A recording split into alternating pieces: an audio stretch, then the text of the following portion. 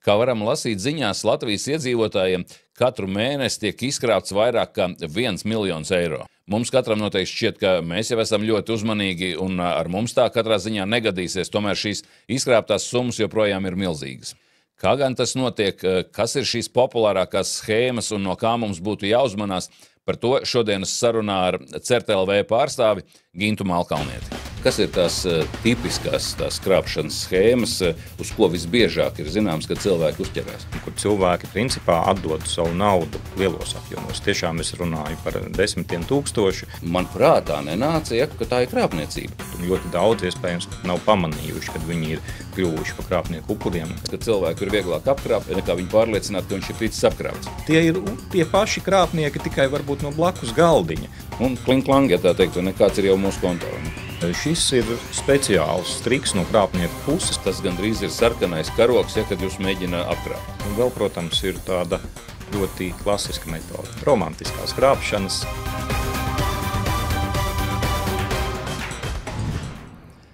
Sveiks, Gint! Man ir prieks tevi redzēt šeit studijā. Kā jau es tikko teicu, viena tāda, manuprāt, mūsdienās diezgan liela problēma ir tas, ka cilvēkus pastāvīgi apkrāpj un no viņiem izkrāpj naudu. Un CERT.LV viena no funkcijām, kā tu arī pats teici, tātad ir cilvēku izglītošana šajā jautājumā.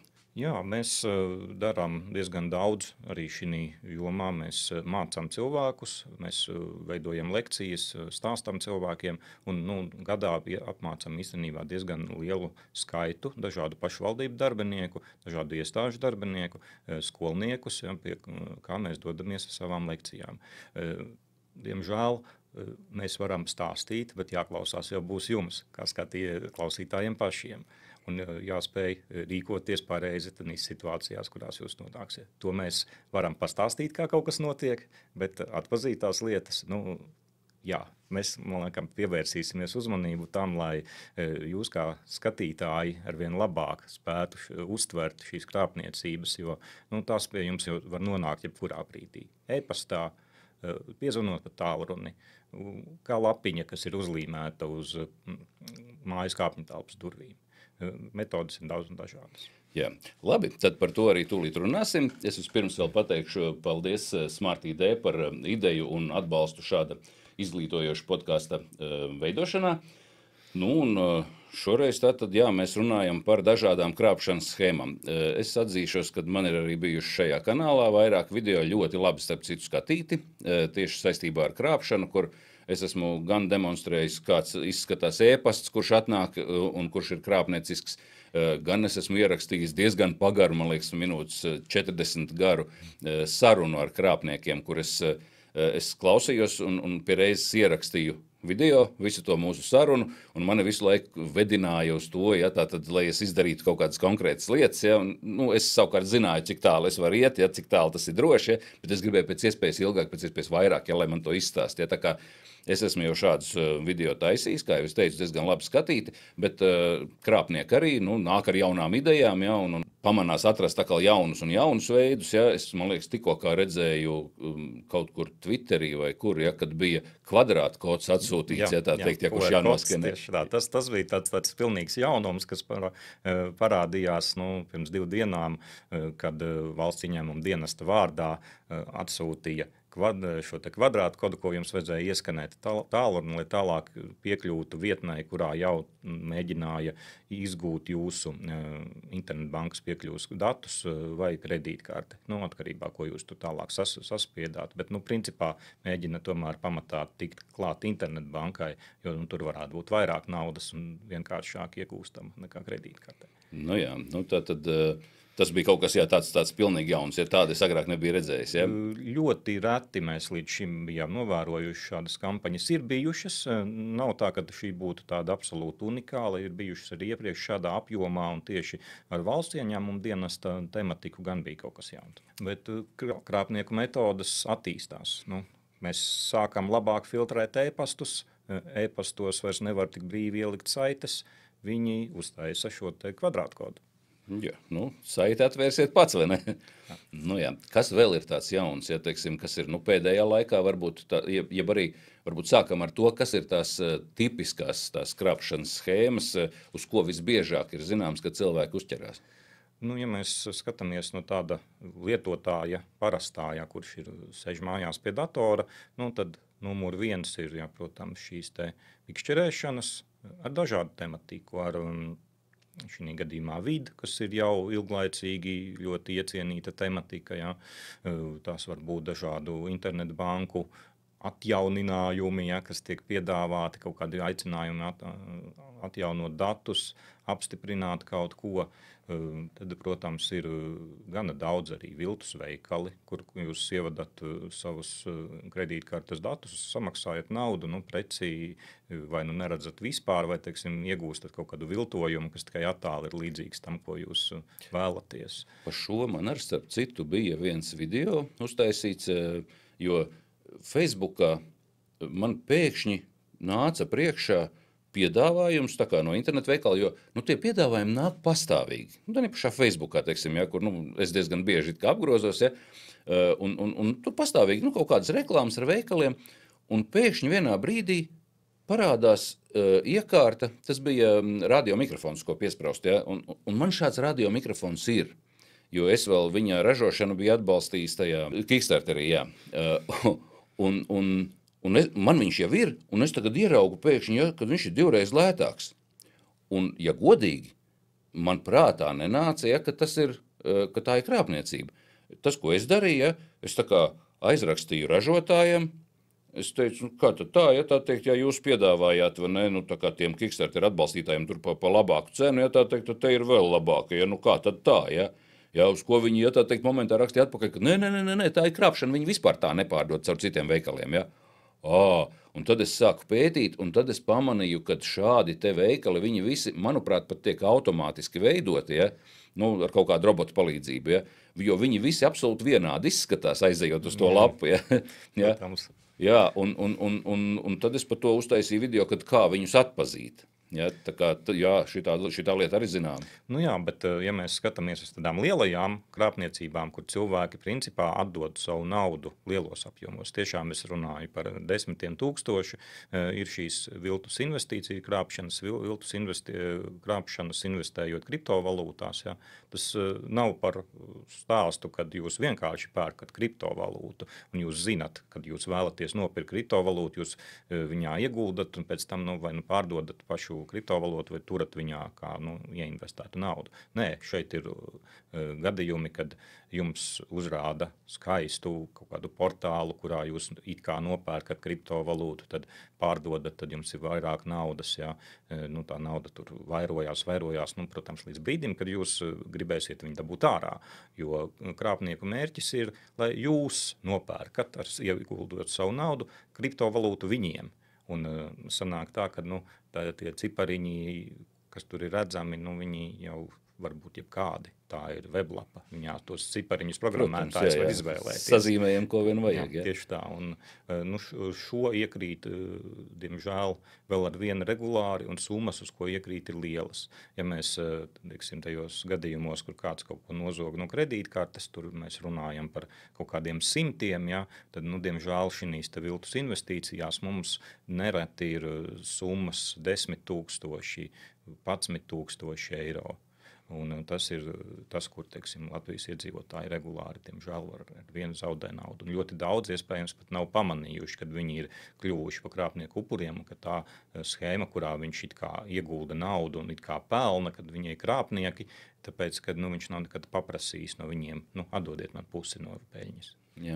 Man par šo runājot, man arī bija viens gadījums, tā kā jau es teicu, es biju taisījis vairākas video par tām krāpšanām, un vienā reizē man zvana, tā kā mans telefons ir brīvi pieejams, ja, kā kanāla autoram, ja, man zvana viena kundze un saka, burtiski ar asarām acīs, viņa saka, ko man tagad darīt, manu mammu ir apkrāpuši, bet viņa tam netic.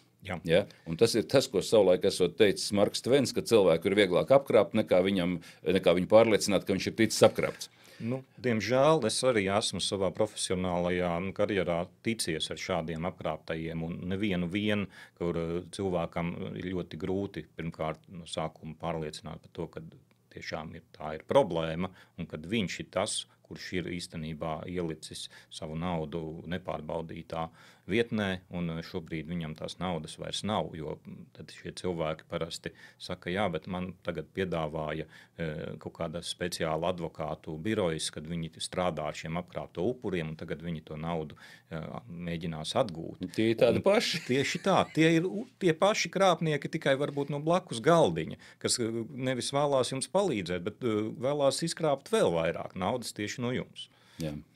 Jā, tā ir. Es arī to tā kā redzu visapkārt, ja, un tik un tā cilvēku uz to iekrīt. Man interesanta likās viena lieta, kur viens man pazīstams vīrs, ļoti gudrs, ļoti izglītots, labos amatos vēl bijis, ja, un tā tālāk. Ja. Ne, bet tiešām riktīgi labi izglītots vīrs, ja, un viņš bija nopublicējis Facebookā, kā apkrāpa viņu. Viņš gan bija sekundi pēc tam bija sapratis, kad tā ir krāpniecība, ja, un tūlīt pat bija apturējis, un viņam tā nauda nebija aizgājusi. Bet bija sakritis tā, kad viņš kaut ko bija internetā tā kā vai tā pircis vai pasūtījis vai kaut ko tādu, un viņam atnāca tā vēstule, tā krāpnieku vēstule atnāca tieši saistībā tā kā ar to vietni, kurā viņš darbojās, ja. Un viņa izskatījās, ka jā, tā ir mana situācija, un tā ir īsta. Ja? Un viņš bija veicis kaut kādu darbību, ja? Un tūlīt pēc tam bija apķeries. Tā, pagad, stop! Un viņš bija bankā momentā to nostopējis, ja? Un tā nauda nebija aizgājusi. Starp citu, šī ir schēma, kas diezgan bieži tiek izmantota pret uzņēmumiem. Mēs to saucam par biznesa e-pastu uzlaušanu, kad ir iejaukšanās vai iejaukšanos biznesa sarakstē, kad tiek piekļūts viena no uzņēmumu, kas veic kaut kādu darījumu e-pastiem, un šie e-pasti tiek ilgstoši pētīti, kas tur notiek, un brīdī, kad ir gandrīz vai, noslēdzies kāds darījums, piemēram, par preces piegādi, viņi izveido šīs te e-pastu sistēmās savus filtrus, kas plūsmu ar e-pastiem starp šiem uzņēmumiem modificē. Viena puse īstenībā neredz tiešā veidā, kur raksta otra. Un pa vidu sēž krāpnieki, kas tos e-pastus, kas ir nekaitīgi, vienkārši pārsūta tālāk, nemodificētus, bet brīdī, kad sāk sakaņot detaļas, piemēram, par maksāšanu, tad viņi saka, ziniet, mums ir jauna filiāle, viņa ir jurisdikcijā ar labākiem nodokļu nosacījumiem, lūdzu maksājiet uz viņas kontu šo darījumu summu. Un tie pamatojumi var būt dažādi, bet viņi izskatīsies ticami. Ļoti bieži tie e-pasti tiek veidoti valodā, ko lieto tas cilvēks, kas ikdienā šos darījumus slēdz. Ja? Un tāpēc viņi šķiet ticami. Brīžiem tur ir kaut kādas izmaiņas domēnu vārdos, piemēram, krāpnieki ir uztaisījuši, ja jums ir domēnu vārds manafirma.eu, viņi ir uztaisījuši mana firma.es, ja, cits domēna vārds īstenībā citas valsts reģistratūrā, bet cilvēki šādas detaļas neredz. Sevišķi, ja viss pārējais ir tieši tāds pats kā vienmēr. Un šīs krāpšanas notiek, un uzņēmēji zaudē šīs lielas naudas. Tiešām lielas, varbūt arī 100 000, varbūt arī vairāk, kad viņi samaksā par preci kaut kādiem darījuma partneriem pilnīgi citā kontā. Un tad ļoti bieži pēc tam viņi sāk kaut kur zvanīties un konstatē, ka nē, mēs jums nekādu tādu e-pastu neesam sūtījuši. Mūsu šis te konts ir tas pats. Un tad ko želkoņos, vai ne? Jā, bet šim ir arī diezgan elementārs risinājums. Tās pašas tehnoloģijas ļauj mums veidot digitāli parakstītus dokumentus. Es tieši to gribēju prasīt, jā, ko darīt? Digitāli parakstītu dokumentu? Jā, jūs vienojaties par izmaiņām kaut kādā darījumā, un apstipriniet. Katram juridiskai personai ir parakstietiesīgās personas, kas drīkst viņas vārdā kaut kādus apstiprināt, kaut kādus dokumentus. Nu, lūdzu, izmantojiet šo metodi. Eiropas Savienības ietvaros pat ir vairākas savstarpēji atzītas šos elektronisko parakstu veidošanas metodes, un viņi ir juridiski saistoši, tāpat kā reāli parakstīts dokuments visā Eiropas Savienības teritorijā. Jā, viņi ir gan faktiski pat, ka nedrošākie, jo viņi ir, mēs saņēmām elektroniski, ja mēs uzreiz varējām pārbaudīt, es nezinu, nemēģinot salīdzināt kaut kādus parakstus, teiksim, kas ir ar roku. Ja? Jā, tieši tā, jūs varat to izmantot, pat ja jūs sarakstāties, teiksim, ar kaut kādiem ārzemju partneriem, jā, kam nav, piemēram, e-paraksts, viņi tiešā veidā tādus dokumentus veidot nevar, bet viņi var viņus pārbaudīt. Piemēram, e-paraksts savu mājaslapā jūs varat pārbaudīt jebkuru elektroniski parakstītu e-parakstu formātu dokumentu. Ir vēl vairāki citi elektroniski parakstītu formātu dokumenti, kas ir atzīti, ko var arī apmainīties ar Ameriku vai citām jurisdikcijām. Un tas strādā, un ļoti bieži tas laiks, ko jūs veltat, lai uzliktu šo elektronisko parakstu, tad, kad jūs to darat nevis 1., 2., bet, teiksim, 10. reizi, tās būs sekundes. Jā, protams, jā. Man sanāca, kaut kad, tad, kad es par šo te dzirdēju, tad man sanāca, ka droši vien būtu uzņēmumiem vērts vienoties, vai vismaz deklarēt, tā sakot, saviem sadarbības partneriem, ka pieņemsim rēķinus, es nezinu, līdz 100 eiro, ja, kad mēs varam viens otram sūtīt, ja, un uzskatīt, ka tie ir ok, bet tiklīdz iet runa par summām virs kaut kāda sliekšņa, ja, tad, ja viņš nav elektroniski parakstīts, neatzīt. Ja, un tas būtu, manuprāt, diezgan tāds saprātīgs risinājums, kurš varētu ieieties kā norma uzņēmumiem. Jā, redziet, tehnoloģijas ir tehnoloģijas, kas sargā principā cilvēkus no viņu pašu kļūdām. Tās ir paši elektroniskie paraksti, tās ir, piemēram, aizsardzības sistēmas, kā CERT.LV piedāvātais DNS mūris, kurā var bloķēt dažādu krāpnieku vietnes, un ko mēs arī regulāri darām, bet viņas ir jāizmanto. Jā, man par to arī ir video, starp citu, uztaisīts, ja, gan kā uzlikt uz viedierīces, kā uzlikt uz datora, kā uzlikt uz rūtera. Par to ir, tā kā certs drīkst pārpublicēt. ja tā kā būs vēl kāds, ja tā teiktu, vēl kāds pamudinājums. Ja. Jā, es izmantoju arī gan sev, gan visiem ģimenes locekļiem, ja man visur ir arī uz mājas tīkla ir uzlikts, ja šis te DNS mūris, ja, tā kā arī vērtīga lieta, ja. Jā, cilvēki visbiežāk nezin par to, ja. Tāpēc arī mēs mēģinām tā kā stāstīt, ja. Jā, teiksim, daļa lietas, piemēram, nākās droši vien arī piedāvāt, piemēram, no internetu pakalpojumu sniedzējiem. Tagad pat kā Vite paziņoja, ka viņi ir ieslēguši krāpniecisko zvanu bloķēšanu tur saviem klientiem. Daudz labāk būtu, protams, ja visi Latvijas šie telefonu pakalpojumu sniedzēji spētu vienoties, ka mums ir kaut kādas metodas, kā mēs varam atpazīt šos krāpnieciskos zvanus, bloķējam viņus visi, jo tie cilvēki, viņiem ir nedaudz jāpalīdz ar tehnoloģijām, jo es saprotu, ka ja cilvēki nav tik cieši saistīti ar internetu, viņi īstenībā var nezināt, kā strādā tas elektroniskais paraksts, kā strādā, teiksim, tas pats Smart ID, ja, bet ir lietas, ko tomēr nākās iemācīties. Mēs visi daudz maz esam iemācījušies strādāt ar dzīvokļa durvju atslēgu. Ja. Piemēram, mēs esam nonākuši līdz brīdim, kad šis pats bankas konts, ja, viņam arī šīs elektroniskās piekļuves kaut kādas atslēgas, ja, ir jāmācās viņām strādāt, un nekur no mēs tā baigi neliksim. Jā, tas tā dīvaini, ja, ka cilvēki, tad, kad viņi iet ārā no dzīvokļa, ja, tad viņiem tā kā nav slinkums izvilkt to atslēgu un aizslēgt, lai gan tā arī tāda tā kā papildus kaut kāda slodze, papildus darbība, ja, kas jādara. Ja. Tajā brīdī, kad ir runa par elektronisko vidi, tajā brīdī ļoti bieži ir tāda pukstēšana, kāpēc man tas jādara, kāpēc man šitas jādara. Jā, kāpēc man ir parole, kāpēc man ir otrā faktora autentifikācija. Jā.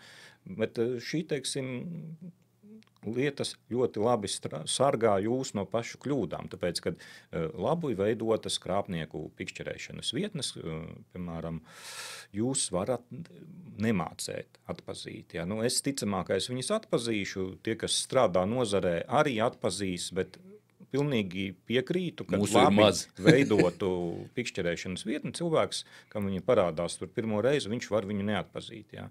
Bet tad mums ir papildus aizsardzības līdzekļi, ja? Šie te otrā faktora autentifikācija. Mēs drīkstam, tad, kad parādās kaut kur telefonā, tur aicinājums ievadīt kaut kādu kodu, ja paņemam, izlasām, veltam tam 10 sekundes par kādu darījumu, kādu kodu mēs tagad ievadām. Vai mēs vēlējāmies kaut kādu darījumu veikt, vai tas ir tas, ko mēs taisamies darīt. Jo, diemžēl, brīžiem mēs esam dzirdējuši par gadījumiem, kad cilvēks saka, jā, man kaut kas izlec, es kaut ko uzspiedu. Jā, ok.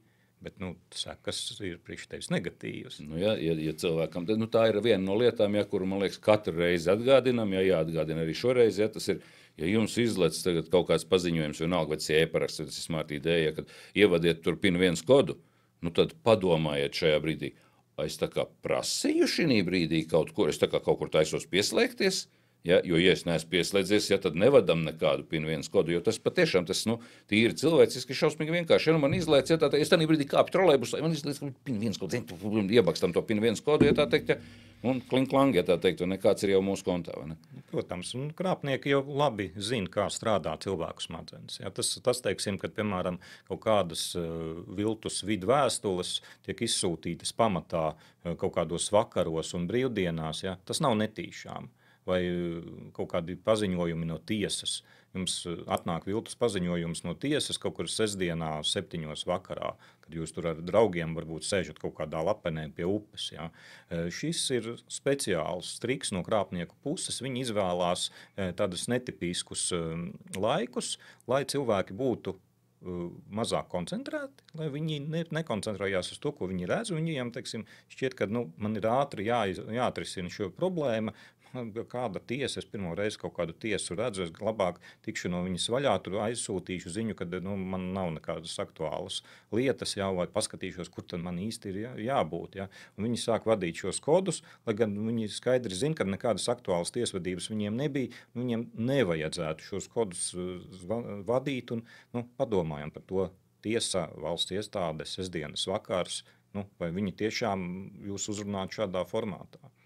Acīm redzot, tad, teiksim, tas kopējais ieteikums būtu tāds, ka vispirms novērtēt, acīm redzot, to ticamību, vai tā vispār var būt, ja? Jā, viens novērtēt, ja jums šķiet, ka jūs to nevarat, droši sazinieties, piemēram, ar to iestādi, kas it kā jums ir kaut ko sūtījusi. Viņi zinās, vai viņi kaut šādus materiālus šādā formātā sūta, vai ir sūtījuši, teiksim, ja tas ir paziņojums no valsts iestādes, viņam ir jābūt arī unikālam numuram, ja, uz ko atsaukties, vai tas tiešām jums ir sūtīts. Visbiežāk viņi nebūs. Drīkstat arī pajautāt mums, ja jūs piezvanīsiet uz CERT.LV, mūsu dežurants, kas strādā 24/7, ja, viņš arī spēs atbildēt uz varbūt patieši uz vienkāršākiem jautājumiem vai sarežģītāku situāciju gadījumā, ja pastāstīs, varbūt jums jāpārsūta šis paziņojums pie mums analīzē, ja, vai ko darīt. Jo ļoti maz lietas ir tādas, ja, kad tagad 2 sekundēs man jāizšķirās. Tas ir tas, uz ko spiež krāpnieki, kad jums nav laika sakoncentrēties un padomāt. Jā, tas arī laikam ir tas, pa ko ir jābrīdina cilvēki, kad tiklīdz jūs kāds steidzina, tas gandrīz ir sarkanais karoks, ja, kad jūs mēģina apkrāpt. Jā, tieši tā. Tas pats, kas, teiksim, šie viltus zvani policijas vārdā, jā, kur jums saka, jūsu nauda ir apdraudēta, steidzīgi izņemot šo naudu, aiznesiet uz Omnivu. Jā, izklausās ticami. Tas man vispār apbrīnījā izraisa. Cilvēkiem, diemžēl, ir daudz zaudējumu tieši šādā veidā. Un, kā tas ir? Varbūt tu vari izstāstīt par šo sīkāk. Es tā kā esmu dzirdējis, ja kaut kur par to, ja, bet kas ir tas, ko saka? Kā to pamato, lai cilvēks izņemtu savu naudu no bankas konta un aizsūtītu caur pakomātu nezinu kur? Šeit arī ir tā, ka pirmkārt tas pats steidzamība, ja, cilvēkiem cenšas panākt situāciju, ja, kad viņi saprot, ka tas otra puse, piemēram, cenšas pasargāt viņus no kaut kāda uzbrukuma. Ja viņš vai arī, teiksim, dažreiz mēģina radīt apstākļus, ka jūs tur esat kaut kā nelikumīgi rīkojies, ja, bet mēs, lai šo situāciju risinātu, ja, tad jūs varat tur nomaksāt sodu kaut kādā veidā. Tas nav veids, kā strādā policija. Nevienā valstī tā policija nerīkojās, bet cilvēkus viņiem ievieš tādu nedrošību, un otrs, viņi ļoti bieži ir tā, ka tad, kad jūs sākat runāt, tad pieslēdzās no otras puses. Vēl otrais, vēl trešais, un principā pret jums strādā 3 apmācīti cilvēki, kuri cenšas jums aizrunāt ausis, teiksim, godīgi, un panākt, lai jūs darītu to, ko viņi vēlas. Un, diemžēl, cilvēku prāts, viņš nevienmēr ir tāds līdz galam stabils. Var pierunāt ar labu sižetu, ar labām metodēm ļoti daudz ko. Jā, ir laikam, es uzreiz atcerējos arī, teiksim, to, kad zvana, tā kā, pat nevis zvana, bet, laikam, atsūta kaut kādu īsziņu, atsūta, it kā bērns vecākam sūtītu, ja, kad es esmu tur kaut kādā tur draņķīgā situācijā nokļuvis, ja, kad, pārskaita, reku tev uz mana drauga kontu šitādu summu, ja, tā teikt, ja mums tur jānomaksā kaut kas, vai tā pa avāriju, vai tā pa vēl kaut ko, ja. Tātad visi tie gadījumi, ja, kad mēs, kad mēs nerunājam patiešo tā kā ar sev zināmu cilvēku, kaut arī, es saprotu, ka tagad tikko arī bija kaut kāda publikācija, kad bija viena ne Latvijas firma, kad bija zaudējusi diezgan ievērojumu summu, kad bija tiešsaistē runājis firmas šefs un teicis grāmatvedim pārskaita to summu uz turieni, bet tas viss bija ar mākslīgo intelektu uzģenerēts, ja tad gan viņa balss tika izmantota, gan viņa, un tā kā bija uztaisīta tā kā videokonference, ja, tā kā, tagad ir vēl 2 jāuzmanās. Jā, protams, kad šeit ļoti labi nodara tas, kad jums ir, mēs jau, man liekas, runājām par šo, bet jūs izvērtējat, cik ticams ir tas apgalvojums, vai tas priekšlikums, ko jums izsaka otra puse, ko jūs varbūt neredzat. Ja? Pat tad, ja viņš izskatās pēc jūsu kolēģa, ja? Vai, piemēram, jūsu uzņēmuma procedūra ir normāla, kad aiziet, nomainiet paroli man, jā, tad, kad es esmu piezvanījis pa telefonu. Vairumām uzņēmumu tādas procedūras nebūs. Jā. Tas pats, vai jūs aiziet, izdarat izmaiņas kaut kādā ugunsmūrī, arī nebūs. Jā. Vai, teiksim, ļoti bieži šie krāpnieki lūdz uzstādīt upuru datoros vai tālruņos, attālinātās piekļuves programmas. Piemēram, ja jūs uzstādat savā tālrunī attālinātās piekļuves programmu, ļoti bieži, teiksim, viņi izmanto Enīdesku un kaut ko līdzīgu, tur ir liels uzraksts. Jūs dodat pilnu piekļuvi šai te otrai pusē pie sava tālruņa. Tad, ja jūs nospiežat tad rēķinieties, kad tā programma ir gana jaudīga, jūs īsti vairs nezināsiet, ko jūsu tālrunis rāda, ko nerāda. Ja viņš var būt, kad viņam ir melns ekrāns un fonā kāds pārskaita naudu. Varbūt, kad SMS-us jūs vairs nemanat, kas ir ienākuši. Tās ir iespējas, un viņas tiešām krāpnieki lieto. Un pēc tam cilvēki tiek tiesāti par, piemēram, naudas atmazgāšanu, un viņi stāsta, ka es tikai uzliku šo programmu savā tālrunī. Un tālāk nekādas darbības es vairs neredzēju, kad būtu kaut kādi kodi nākuši, kaut kas skaitīts. Šitas bija tikko, ka es speciāli gaidīju, un es gāju noskatīties ar Stethemu tā filma Biškopis. Es nezinu, vai sanāca redzēt, vai ne? Vai tieši par šito? Ja sanāk noskaties, jo tieši par šito, tikai ar Hollywoodas vērienu, tā teikt, no Stethema visu uzvedību. Es biju pirms tam redzējis to reklāmu, es pilnīgi gaidīju viņu, bet tur tieši bija par to, kad kā pieslēdzās, kā lūdzu kaut ko apstiprināt. Man tajā vienā video, kur es ierakstīju to sarunu ar krāpniekiem, man arī gribēja, lai es uzliek Enīdeski. Un mums, teiksim, darbā, tas, kas ir tas IT atbalsts, man vajadzēja kaut ko uz datoru sakārtot, mums ir stingra administrēta vide, tātad man nav tiesības pašam neko darīt, un es biju aizsūtījis pieteikumu, un man zvana cilvēks un saka, tā teikt, tā un tā un tā, un šodien, kad mēs varētu sakārtot, tev vajadzētu uzlikt, tagad to Enīdeski. Un man sanāca, kā es varu zināt, kas man zvana. Darīsim otrādi. es tūlīt atzvanīšu uz oficiālo numuru, ja tu man tur pacelsi, ja, tad es tā kā tev labāk ticēšu. Ja, nē, viss tur bija kārtībā, ja, bet es jau arī biju tāds ļoti, ļoti aizdomīgs pa jebko. Jo tiklīdz es dodu kādam piekļuvi savam datoram, ja, piekam, tas pat nav mans, tas ir darba, ja, un tur ir lietas, ja, kurām, tā kā gluži kuram katram nevajadzētu piekļūt. Ja.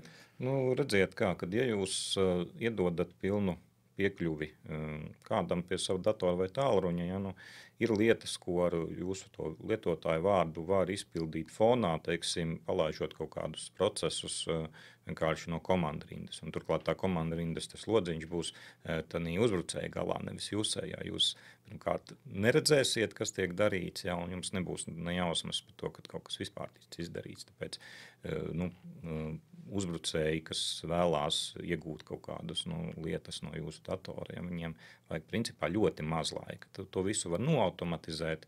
Jūsu pusē izskatīsies, kad nekas nemainās, vai, piemēram, viņš rāda, kā strādāt, ja, ar kaut kādu investīciju platformu, ja, tā saukto investīciju platformu, ja, un kas notiek fonā, jūs nezināt. Tā kā, principā, ja jūs kādu laižat ar pilnu piekļuvi savam datoram, jums jābūt ļoti labai uzticībai pret šo personu, ja, jo jums jāzina, ko, kāpēc, ja, un, ja jūs tas ir draugs, ja, kas stāv jums blakus, ja, tas ir viens, ja, bet ja jūs caur internetu piešķirat piekļuvi nezināmai personai, tas ir jau... Jā, sevišķi tātad, ja jums zvana, vai ne?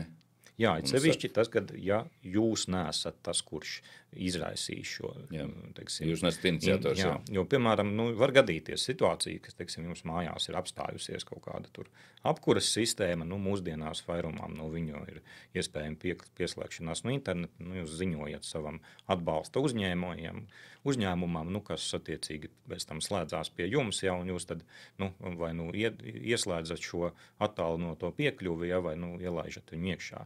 Tādas situācijas mēdz gadīties. Par to nevajag kautrēties, tam tās tehnoloģijas ir domātas. Bet tad, ja notiek otrādi, ja, kad iniciatīva nāk no ārpuses, ja, ar vēlmi kaut ko izdarīt, un jūs neredzat, ko un kāpēc, un neesat pats to prasījis, labāk nē. Un pēc tam saprotat, kā mēs varam pārliecināties, kas tas ir un kas tiks darīts. Ar vārdu sakot, tātad, kas mums ir, vēlreiz atkārtosim skatītājiem, kas tad ir tie sarkanie karogi? Tātad, viena lieta, kas ir uzreiz sarkanais karogs, manuprāt, ja jūs steidzina kāds kaut ko izdarīt. Jā. Ja, tas ir, man liekas, tas ir pats briesmīgākais, ja, jo cilvēki vislielākās muļķības sastrādā steigā.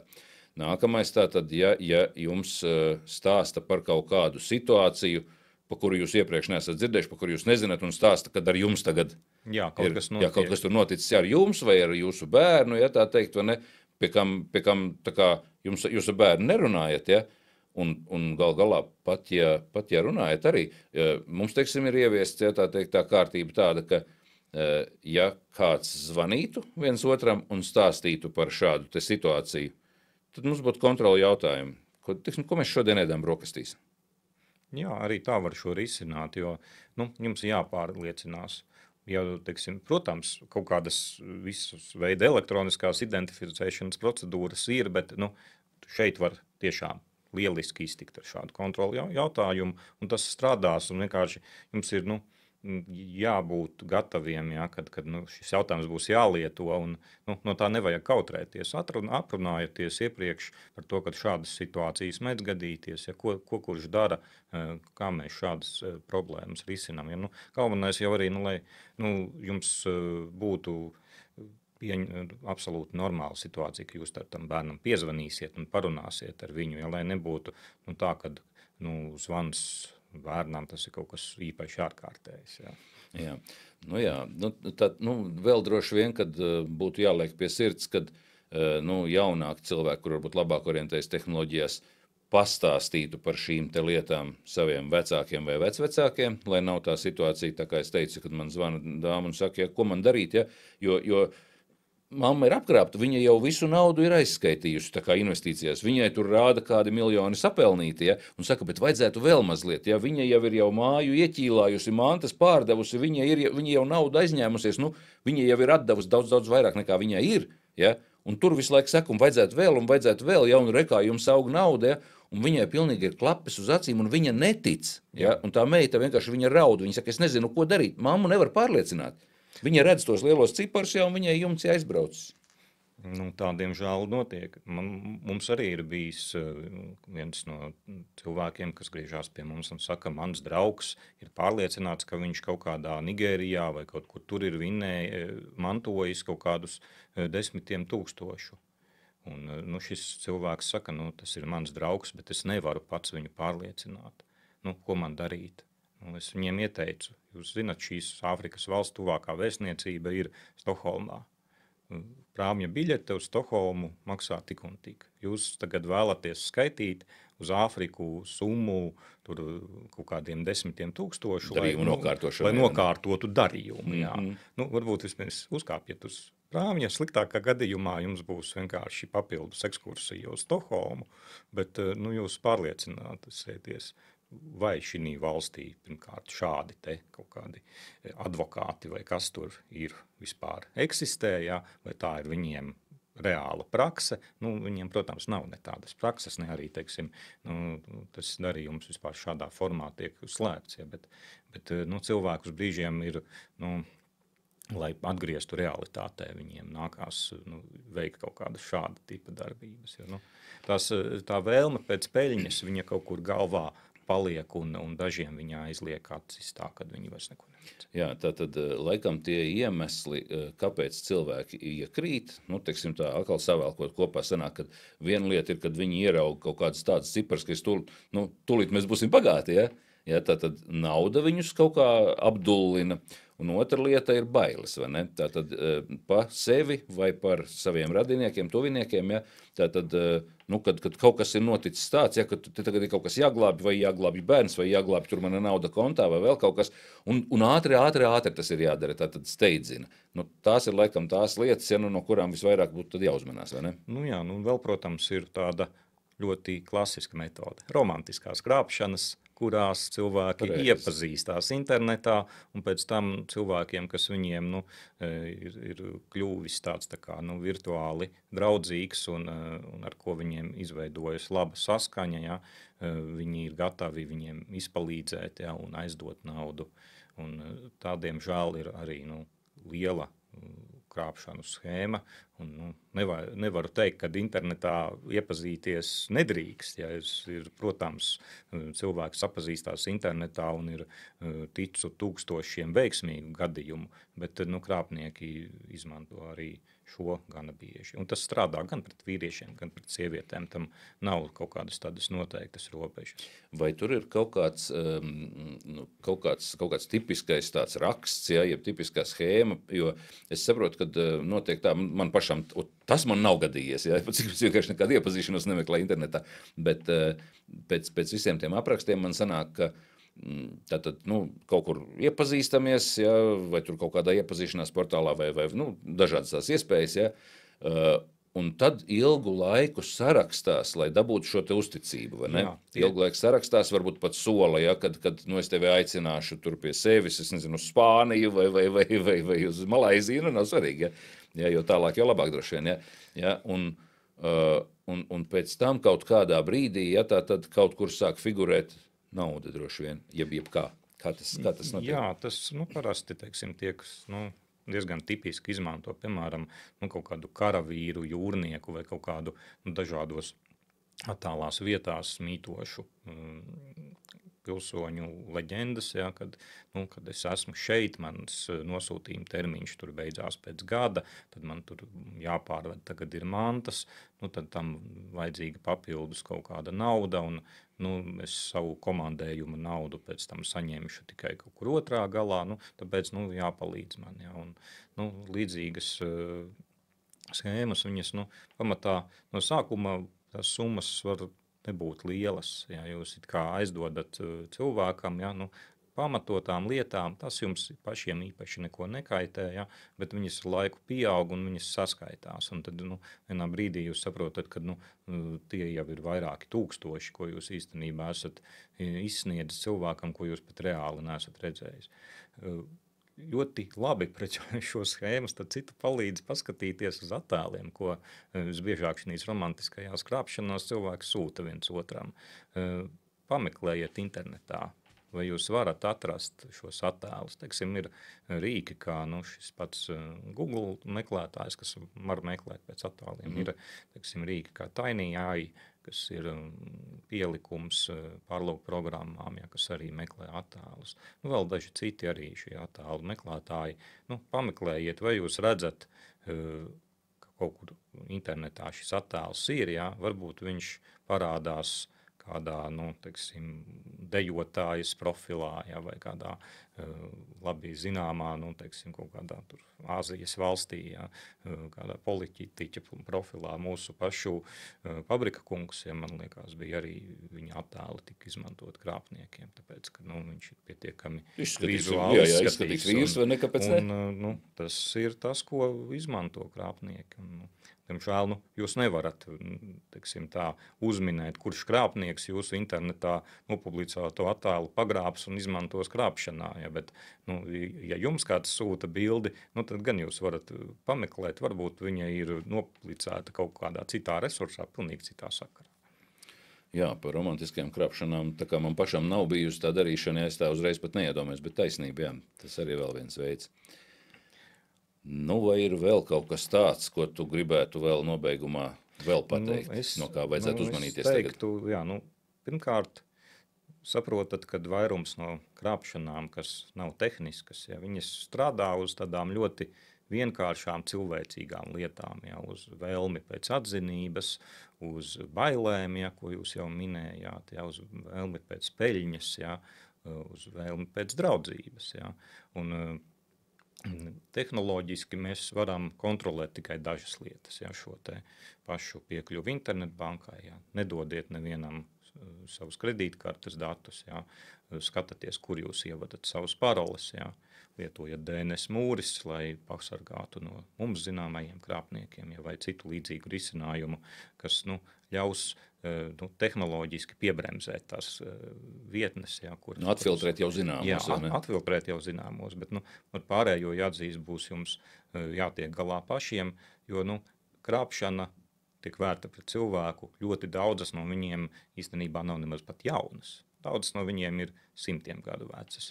Un viņas vēl ar vienu darbojas, tāpēc, ka mums ir šīs tehnoloģijas, bet galva mums ir tā pati kā cilvēkiem pirms 100 gadiem. Tā ir. Labi, es teikšu liels paldies par šo te pieredzi. Ja, es ceru, ka tas skatītājiem noderēs, jo man liekas, ka nekad nav pa daudz atgādināt, ja, kā tikai visādi cilvēkus apkrāpj, un tās izkrāptās summas, ja laikam par to skaidri liecina. Liels paldies tev, kad biji pie mums viesos. Labi, paldies. Redzēsimies varbūt citreiz. Labvakar. Paldies, ja noklausījāties šo sarunu. Es esmu Inns, un jūs skatāties kanāla Rezumē LV, kurā parasti stāstu par tehnoloģiju izmantošanu ikdienā, bet tagad jaunajā šajā podcastu formātā arī sarunas ar dažādu jomu speciālistiem par tēmām, kas arī jums varētu būt interesantas. Šī konkrētā podcastu sērija par jautājumiem, kas ir saistīti ar informācijas tehnoloģijām, ir tapuši pateicoties Smart ID iniciatīvai un atbalstam, bet es ceru, ka mēs ar jums tiksimies jau nākamajos raidījumos. Šoreiz man tas viss. Atā. Identity anyone can trust.